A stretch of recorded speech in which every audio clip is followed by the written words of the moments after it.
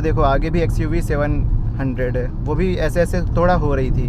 देखो अभी भी हो रही है थोड़ा थोड़ा, क्योंकि रोड भी थोड़ा ऊपर नीचे रहता है ना, रोड एक सा थोड़ी रहता है। देखो अभी भी बाउंस हो रही है। अब वो चीज़ मालूम नहीं एक्स्टर में ही क्यों हाईलाइट हो गया था। ये देखो ब्रेकिंग बाइट, जिसकी बात मैं अभी कर ही रहा था, ये पता नहीं क्यों यहाँ आ गया एकदम से। Hello friends and welcome back to another video of Hyundai Exter. और ना देखो अभी ये देख सकते हो, अभी आज के दिन ही मैंने 720 किलोमीटर चला दिया है और अभी 231 किलोमीटर और बाकी है, मतलब टोटल 1000 करीब करीब होने वाला है। और पहले भी मैं इसी रोड पे काफ़ी बार चला चुका हूँ, पुणे टू जबलपुर। तो आज मैं शेयर करने वाला हूँ क्या मेरे ऑब्जर्वेशन है और क्या मेरा एक्सपीरियंस रहा अभी तक Hyundai एक्स्टर को लॉन्ग ट्रिप पे ड्राइव करने का। तो वो सारे पॉइंट मैं आपके साथ शेयर करने वाला हूँ। तो सबसे पहले स्टार्ट करते हैं अपन इंजन परफॉर्मेंस से। तो देखो इसमें इंजन आता है वही अपना i10 नियोस वाला 1.2 लीटर का 1200 सीसी इंजन, पेट्रोल कार है अपनी ये, और ये ऑटोमेटिक वेरिएंट है। इसमें वही 83 PS की पावर जनरेट करता है और 140 न्यूटन मीटर का टॉर्क प्रोड्यूस करता है, और जो कि सफिशेंट है आपको जिस साइज़ की ये कार है उस हिसाब से इंजन इनफ है। और ऊपर से 4 सिलेंडर इंजन है। बाकी कार्स में तो आपको मालूम है कंपटीशन में 3 सिलेंडर आता और एकदम थका हुआ सा, वो हाईवे पे परफॉर्मेंस के लिए तो बिल्कुल भी नहीं बना है। और इसके इंजन की बात करें तो पावर सफिशेंट है, माइलेज भी डिसेंट है, और रिफाइंड तो काफ़ी ज़्यादा है। मतलब एकदम आवाज़ आपको समझ में नहीं आएगी और ना तो कोई वाइब्रेशन होता है। तो इंजन में तो काफ़ी अच्छा है। और उसी के बाद अगर मैं बात करूँ ट्रांसमिशन की, तो ये अपनी जैसे कि AMT है, और इसका AMT ना काफ़ी ज़्यादा इम्प्रूव हो चुका है पहले से। जैसे i10 नियोस में जो AMT आता था उसके कंपैरिजन में ये और ज़्यादा इम्प्रूव हुआ है। मतलब कि जो जर्क्स फील होते हैं गियर शिफ्ट होने में, वो अब और कम फील होते हैं। और साथ में ये पैडल शिफ्टर्स का एडिशन हो गया, वो अलग एडवांटेज हो गया इसके साथ। और इनका क्या फ़ायदा होता है ना, जैसे कि देखो अगर अभी तो मैं 92 पर चल रहा हूँ, अगर मुझे और जल्दी से स्पीड पकड़नी है, देखो ये मैंने पैडल शिफ्टर से किया, 4th गियर पर हो गई, और अब मैं रेस दूंगा और देखो कैसे इंस्टेंटली स्पीड पकड़ती है ये। और वापस से मैं फिर लगा दूंगा, तो ये पूरा कंट्रोल अपने पास है। ये इस तरह से बिल्कुल मैनुअल वाले मज़े। थोड़ा इसका यूज़ टू होना पड़ता है, जो कि अब मैं काफ़ी टाइम से चला रहा हूँ, तो इसके लिए अभी काफ़ी यूज़ टू हो गया हूँ मैं। देखो इतनी स्पीड में भी ओवरटेक करने में कोई प्रॉब्लम नहीं होती। अभी जैसे अगर उसको भी ओवरटेक करना है ना, देखो गाय दिख रही है ना, हम MP में एंटर कर चुके हैं। देखो 4th गियर दिया और आगे आ गए, तो इसमें कोई प्रॉब्लम नहीं है। और इसके बाद अगर बात करूं बॉडी रोल की, तो बॉडी रोल तो है पर उतना ज़्यादा फील नहीं हुआ जितना बाकी कार्स में होता है ना इसी साइज़ की। जैसे कि पंच है तो उसमें ऐसे कर्व में चलाते हैं ना, और अगर ऐसे सडनली ऐसा मूव किया तो उसमें बॉडी रोल कुछ ज़्यादा ही समझ में आता है। हो सकता है इसमें जो सेंसर दिए हैं, जैसे कि इसमें VSM आता है जो पंच में मिसिंग है, व्हीकल स्टेबिलिटी मैनेजमेंट, तो उन सब चीज़ों की वजह से थोड़ा जो बॉडी रोल है वो थोड़ा कंटेन किया है इस कार ने। ऐसे रोड में बॉडी रोल आपको ज़रूर फील होने वाला है, तो थोड़ा स्लो करके ही चलाओ।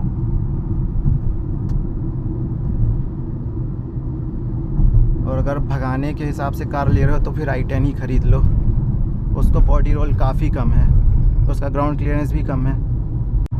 बॉडी रोल तो है नो डाउट, बट उतना ज़्यादा नहीं है, मीन्स ठीक ठाक मिलेगा आपको। जैसे इतनी स्पीड में भी अगर मैं इसको ओवरटेक करूँ ना, तो उतना फील नहीं हुआ।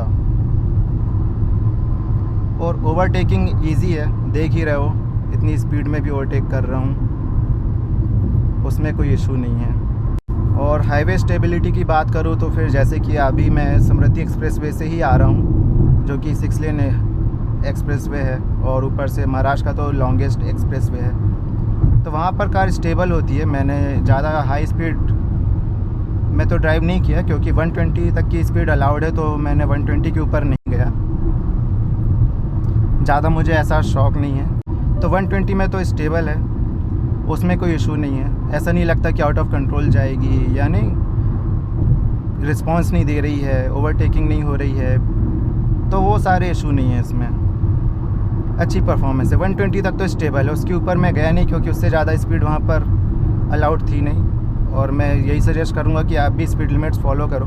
100 है तो 100 ही चलाओ। और स्टीयरिंग फीडबैक की भी बात करूँ तो ये तो पता ही है कि हुंडई के स्टीयरिंग कितने लाइट वेट रहते हैं स्लो स्पीड पे, तो सिटी वगैरह में आपको एकदम आप ना एक फिंगर से पूरा यू टर्न काट सकते हो। पर जैसे जैसे स्पीड बढ़ती है ना तो इसमें थोड़ा सा वेट आ जाता है, मतलब कि ऐसा नहीं रहता कि आप इससे एकदम कर दोगे और पूरा घूम जाएगा। इसमें थोड़ा सा वेट आ जाता है स्पीड के साथ साथ। तो ऐसे करोगे तो आपको खुद ही थोड़ा वेट समझ में आएगा, ताकि ना ज़्यादा टर्न ना हो जाए। तो उस हिसाब से काफ़ी अच्छा रहता है, लाइट रहना चाहिए। और पर जैसे जैसे स्पीड बढ़ रही है तो फिर उसका वेट भी बढ़ते जाना चाहिए, वो ज़रूरी है। तो जो कि इसमें मेरे को तो फील हो रहा है, क्योंकि ना अभी जैसे यहाँ मोड़ रहा हूँ ना तो फिर उतना फास्ट नहीं मुड़ेगा जितना स्लो स्पीड पर मुड़ता है सिटी ड्राइव में। तो स्टीयरिंग फीडबैक तो काफ़ी अच्छा लगा। उसके बाद बात करते हैं अपन फ्यूल इफ़िशियंसी की। तो फ्यूल तो माइलेज टेस्ट तो मैंने पहले भी कर रखा है, और अभी का अगर मैं आपको माइलेज बताऊँ, अगर आप हाईवे पर ड्राइव करने वाले हो 120 की स्पीड पर, और उसके बाद फिर टोल नाके पे भी काफ़ी ट्रैफिक था, फिर हमने ब्रेक भी लिया है काफ़ी सारी जगह, और कार चालू ही थी, एसी भी चालू था, तो उसके बाद भी देख सकते हो 18.9 का माइलेज मिल रहा है मुझे अभी। 18.9 का माइलेज, और अभी कार में हम 2 लोग हैं और लगेज तो काफ़ी सारा है। तो 18.9 का आया है अभी तक तो, और मेरे को लगता है इतना ही रहेगा, क्योंकि आगे जाके ट्रैफिक और कम होता है, बढ़ेगा नहीं। तो कुछ इस तरह का माइलेज आप एक्सपेक्ट कर सकते हो। इससे ज़्यादा भी आप निकाल सकते हो अगर थोड़ा स्लो ड्राइव करोगे तो। जैसे उसी एक्सप्रेसवे में अगर मैं 80-90 पर ड्राइव करता ना तो आराम से 22 के ऊपर माइलेज मिल जाता। और इस एक्स्ट्रा का जो टैंक कैपेसिटी है वो ऑफिशियली 37 लीटर का है। अभी मैंने इसको फिल करवाया था अभी थोड़ा देर पहले ही, देखो जैसे कि 56 किलोमीटर्स मैं चला चुका हूँ सिंस रिफ्यूलिंग। अभी मैंने इसको फुल करवाया था और ऑटो कट तक ही करवाया था, ऊपर ब्रिम तक फुल नहीं करवाया था। उसके बाद भी आपको मालूम है ना 5, 7, 8 लीटर कितना तो आ जाता, पर मैंने ऊपर तक फिल नहीं कराया था, मैंने ऑटो कट पे लगाया था। तो देखो उसमें क्या हुआ, 56.4 किलोमीटर ऑलरेडी चल चुकी है और 656 और चल सकती है। मतलब कि ये 700 के ऊपर एक टैंक में, जो कि आप ऑटो कट पे छोड़ने वाले हो, मतलब 37 लीटर पे 700 प्लस तक चल जाती है।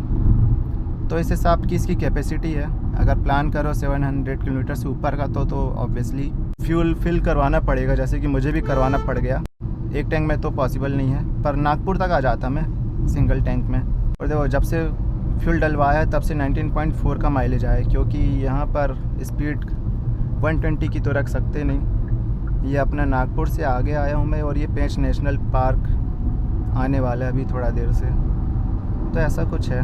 और उसके बाद अगर अपन बात करें सीट कंफर्ट की, तो जैसे कि देखो पहले तो मेरे पास कार थी ही नहीं, फिर एक कार आई, फिर i10 न्योस आई, तो उसके कंपैरिजन में तो मेरे को सीट थोड़ा कंफर्टेबल लगी। पर हाँ, कुशनिंग और अच्छी हो सकती थी। जैसे जो बैक है ना, तो बैक में और थोड़ा हार्ड लगती है मेरे को, तो उसमें अगर आप सीटेड कवर लगाने का प्लान कर रहे हो तो उसी में थोड़ा सी कुशनिंग ऐड कर सकते हो। और उसके बाद फिर जो बेस होता है उसमें भी अगर आप कुशनिंग ऐड करवाना चाहो तो कर सकते हो। वैसे उसमें उतना प्रॉब्लम नहीं लगा मेरे को, बट सीट का कंफर्ट कुछ इस तरीके का है। उसके बाद फिर इसमें हाइट एडजस्टमेंट भी आता है, तो इन केस अगर आपको और ज़्यादा बोनट देखना और ऊपर उठ के बैठना है तो हाइट एडजस्ट भी कर सकते हो। बाकी तो रिक्लाइन और ये वो सब तो होता ही होता है हर कार में। और जो पीछे की सीट है ना, इस तरह की लॉन्ग जर्नी के लिए तो काफ़ी अच्छी बनी है, क्योंकि पीछे की सीट का जो रिक्लाइन एंगल है ना वो ऐसा है, तो आप उसमें काफ़ी ज़्यादा अच्छे टिक के बैठते हो आराम से, जैसे सोफ़ा में बैठते हो ना, थोड़ा उस टाइप का उसका रिक्लाइन एंगल है। तो उससे क्या होता है कि लॉन्ग जर्नी है तो आपको रेस्ट लेना है, सोना है, झपकी मारनी है, आँख बंद करनी है, तो वो आराम से आप कर सकते हो। तो पीछे की सीट का कंफर्ट भी काफ़ी सही है। और उसके साथ जो स्टोरेज स्पेस दिए इसमें वो भी भर भर के हैं, चारों डोर्स पे बॉटल होल्डर से, और जो बूट स्पेस है वो भी i10 से ज़्यादा है। कितना, शायद 391 लीटर का बूट स्पेस है, तो ये सफिशिएंट है। अभी जैसे कि मैं 1 महीने से ज़्यादा के लिए घर जा रहा हूँ और मेरे 2 लगेज बैग हैं, ट्रॉली बैग बड़े वाले, वो फिट हो गए वहाँ पर। उसके बाद फिर पीछे की सीट पे भी पूरे में सामान ही सामान भरा हुआ है, तो अच्छा खासा सामान आ जाता है, उसमें कोई प्रॉब्लम नहीं है। और राइड क्वालिटी की बात करूं तो फिर चलाने में तो सही लग रहा है मेरे को। एक तो अपनी ऑटोमेटिक है तो ज़्यादा कुछ करना होता नहीं है, सीधा क्रूज़ कंट्रोल सेट करो और बस चलते जाओ। और क्या टर्न मारा है ट्रक ने, देखो, खतरनाक भाई खतरनाक। उसके बाद राइड क्वालिटी की बात कर रहे थे, तो ऐसा है कि क्वालिटी तो सही है, स्टीयरिंग फीडबैक वगैरह सही मिल रहा है। और बाउंसीनेस पे भी बात करूँ तो देखो सॉफ्ट सस्पेंशन है, तो जो भी पॉट होल्स वगैरह होते हैं उसमें तो बाउंस होता है, पर अगर स्टिफ सस्पेंशन होता तो फिर बाउंस नहीं करता, सीधे आपको ऐसे लगता है जैसे पत्थर पे जंप कर रहे हो, उस टाइप से लगता है। तो बाउंसीनेस तो है, पर हाईवे पे तो नहीं है, हाईवे पर तो स्टेबल चलती है, उसमें ऐसा कुछ भी नहीं लगा मुझे अभी तक। तो जैसे एक्सप्रेसवे में भी चल रहा था, देखो आगे भी XUV 700 है, वो भी ऐसे थोड़ा हो रही थी, देखो अभी भी हो रही है थोड़ा थोड़ा, क्योंकि रोड भी थोड़ा ऊपर नीचे रहता है ना, रोड एक साथ थोड़ी रहता है। देखो अभी भी बाउंस हो रही है। अब वो चीज़ मालूम नहीं एक्स्टर में ही क्यों हाईलाइट हो गया। भाई हर कार बाउंस करेगी जिसमें भी सस्पेंशन है, तो प्रेस तो हो गई ना सस्पेंशन, नहीं तो फिर इंसान ट्रक ही ना खरीद ले। तो बाउंस का ऐसा नहीं है, वो बेकार में इशू बना के रखा है लोगों ने, बाउंस हर कार होती है, तो उसका वैसा नहीं है। और बाकी नॉइज़ इंसुलेशन की बात करें तो इंजन की नॉइज़ तो ना के बराबर है, लेकिन हाई स्पीड में जब चलते हैं तो टायर नॉइज़ अंदर आती है। जैसे कि अभी अगर सुन पा रहे होगे, तो जो भी नॉइज़ सुन रहे हो ना, वो टायर की ही नॉइज़ है। और उसको दूर करने के लिए मैं सॉन्ग्स सुनता ही हूँ पूरे टाइम, तो उसके बाद में फिर पता नहीं चलता है। देखो बाउंस कर रही है। उसके बाद एसी की परफॉर्मेंस की बात करें तो एसी तो काफ़ी सही है, उसमें कोई प्रॉब्लम नहीं है। वैसे भी कभी प्रॉब्लम रहता ही नहीं हुंडई के एसी में, तो परफॉर्मेंस अच्छी है। गर्मी भी रहेगी तो भी जल्दी कार को कूल कर देता है। कार के अंदर 4-5 लोग भी बैठे होंगे तो भी कार कूल कर देता है। लेकिन जब एकदम ही धूप में खड़ी रहती है कार तो थोड़ा टाइम लगता है। अदरवाइज़ अभी ऐसे मौसम में तो भाई कार आराम से कूल कर देता है, कोई प्रॉब्लम नहीं है। और साथ में रियर एसी भी आता है इसमें, तो अगर पीछे लोग बैठे हैं और गर्मी का मौसम है तो उन तक भी हवा पहले ही पहुंच जाएगी, तो पीछे के जो पैसेंजर्स हैं उनको ही प्रॉब्लम नहीं होती है। तो ये चीज़ सही है। तो और स्टीयरिंग रिस्पॉन्स की बात करें ना, तो देखो स्टीयरिंग तो रिस्पॉन्सिव है। देखो अगर अभी मैं इतना करूँगा तो देखो घूम जाती है, कहीं भी इसमें ऐसा डेड वो नहीं है कि नहीं ऐसे कर रहे और कहीं नहीं जा रही है, डेड स्पॉट नहीं है इसमें। देखो अभी इतने ही करेंगे ना तो फिर रिस्पांस तो मिलता है, उसमें कुछ नहीं है। और ऊपर से जब हाई स्पीड पर रहती है तो वेट आ जाता है, ये भी सही है। और ब्रेकिंग बाइट की बात करूँ ना, देखो अभी ये स्लो करती है कार इंस्टेंटली, मतलब ब्रेकिंग बाइट तो मेरे को काफ़ी अच्छी लगी। इसकी ब्रेक्स तो एकदम शानदार है, इसके इंस्टेंट रोक देगी अगर और प्रेशर से ब्रेक लगाओगे तो। और साथ में इसमें अपना ABS के साथ साथ EBD और ये सारा कुछ आता है, तो उससे जो इसके फ्लिप होने के चांसेस है वो भी कम हो जाते हैं। रिस्पॉन्स तो सही है, उसमें कोई इशू नहीं है। देखो अगर अभी इसको ओवरटेक करना है ना, तो ये मैंने लिया 4th गियर, ये देख सकते हो 4000 RPM तक इसने होल्ड करके रखा और कितने जल्दी इसने स्पीड पकड़ी है। तो ऐसा कुछ इसका रिस्पॉन्स है। ओवरटेकिंग में तो ऑटोमेटिक होने के बाद भी काफ़ी सही रिस्पॉन्स देती है। और अभी AC भी चालू है, अगर AC ऑफ होता तो और बूस्टर लग जाता। ये देखो ब्रेकिंग बाइट, जिसकी बात मैं अभी कर ही रहा था, ये पता नहीं क्यों यहाँ आ गया एकदम से। खैर आ गया तो आ गया, तो ब्रेक का भी टेस्ट हो गया अनएक्सपेक्टेड। अच्छा कटाई हो रही है। अब देखो अब फिर से इसको ओवरटेक करेंगे, जल्दी से स्पीड पकड़ी जाएगी। अब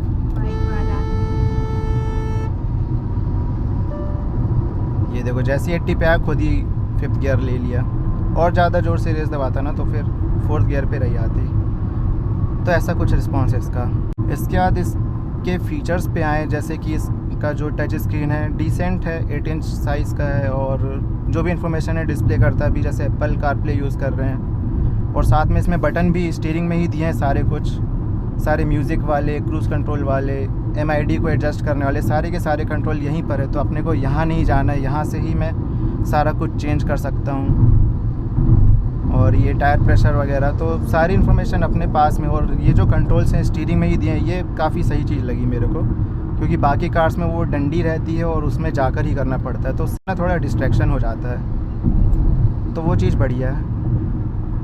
और जो म्यूज़िक की क्वालिटी है वो भी डिसेंट है, एकदम बेस्ट तो नहीं बोलूँगा। मारुति की कार से तो थोड़ा सा मतलब कम अच्छा है, बेस वगैरह थोड़ा और अच्छा होना चाहिए था। ऐसे ही टाटा पंच में भी जो म्यूज़िक क्वालिटी है वो भी काफ़ी अच्छी लगी इसके मुकाबले में। लेकिन अभी मैं शोरूम वाला बोल रहा था कि कनेक्ट वेरिएंट में कुछ तो अपडेट आया तो उसके बाद क्वालिटी इम्प्रूव हो गई है। तो अभी वो अपडेट करने के बाद मेरे को देखना पड़ेगा इम्प्रूवमेंट हुई है कि नहीं है। बाकी म्यूज़िक क्वालिटी और अच्छी हो सकती थी, बट डिसेंट है, ऐसे ख़राब नहीं है, बस थोड़ा सी स्लाइटली थोड़ा कम है अगर कंपेयर करें कंपटीशन से तो।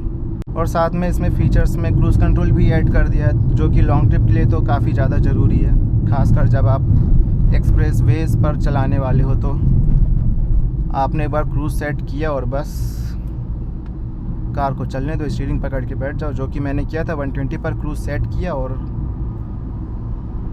आराम से स्टीयरिंग ही हैंडल करना होता है, आपके फुट को रेस्ट मिल जाता है।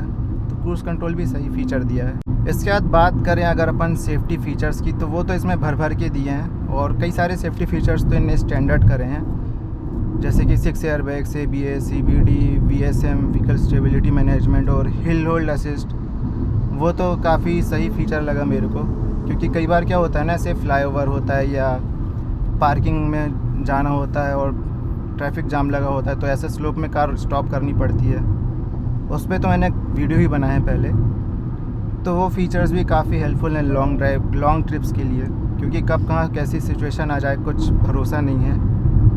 और ऐसे रोड में चलोगे ना तो इतना लॉन्ग ट्रिप करोगे ना तो हर प्रकार के रोड मिलेंगे और हर तरह के लोग भी मिलेंगे। तो वो सब होने के बाद ना थोड़ा कॉन्फिडेंस भी आता है ड्राइव करने को।